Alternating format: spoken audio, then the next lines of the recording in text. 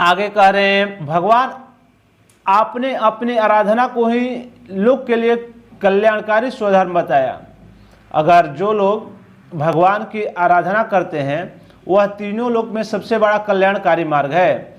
स्वधर्म मनुष्य का यही है कि जो भी कर्म करे भगवान के लिए कर्म करे, किंतु वे इससे और से उदासीन होकर सर्वदा विपरीत कर्मों में लगे रहते हैं। लेकिन मनुष्य करता क्या है, उससे विपरीत दिशा में कार्य करता है, अपने इंद्रिय विषय के लिए, अपने इंद्रिय भोग के लिए नाना प्रकार से कर्म करते हैं। लेकिन जो जीवन सादा सावधान होकर बढ़ता शीघ्रता से कट जाता है, अगर जो सावधानी पूर्वक कार्य करता है उनका जीवन जो है हमेशा सुख में और सावधानी से और जल्दी कट जाता है। वह कितना भी बलवान हो, वह सब आप ही का स्वरूप है। अगर कमजोर व्यक्ति हो तब, बलवान व्यक्ति हो तब, और जिसमें कोई बल नहीं हो तब, वह तीनों रूप भगवान का ही है।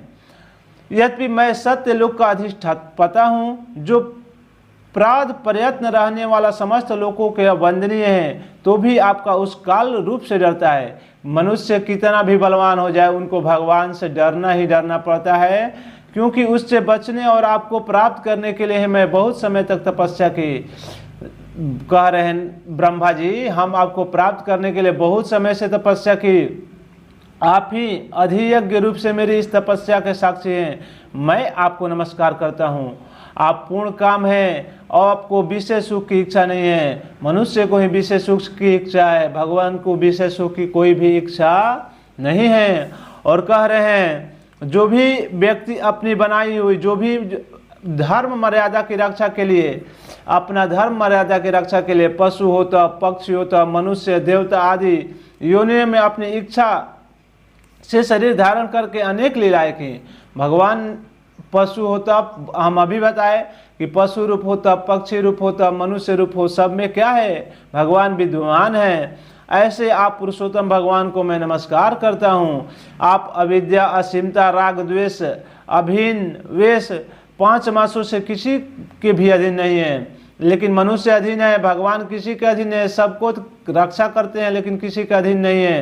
राग हो तब, द्वेष हो तब, असीमता हो तब। तथापि इस समय जो संसार को अपने उदर में लीन कर भयंकर तरंग मलाओं से विक्षुब्ध प्रलयकालीन जल में अपना जो पूर्ण रूप से काम को समर्पित भगवान के प्रति कर देते हैं, उन्हीं को जगत के लिए संपूर्ण जगत एकमात्र सुहृदय आत्मा है। और जो भगवान का यही सबसे बड़ा, जो व्यक्ति अच्छे से कर्म करते हैं उनके लिए वही सबसे बड़ा भक्त है, उनके लिए वही आत्मा है। आप कह रहे हैं, आपकी शक्ति लक्ष्मी सहित अनेक गुणा अवतार लेकर आप जो अद्भुत कर्म करेंगे, मेरा यह जगत की रचना करने का उद्यम भी उन्हीं में से एक है। ब्रह्मा जी कह रहे हैं, जो हम सृष्टि का रचना करेंगे, जो सृष्टि का रचना करता ब्रह्मा जी है, लेकिन वह किसके मार्ग पर, भगवान के ऐसी करके देखते हैं, जो कि उन्हीं को सब शक्ति प्रदान कर रहे हैं, जिसमें सृष्टि विचय का अभिमान मूल से रह कर सकूं।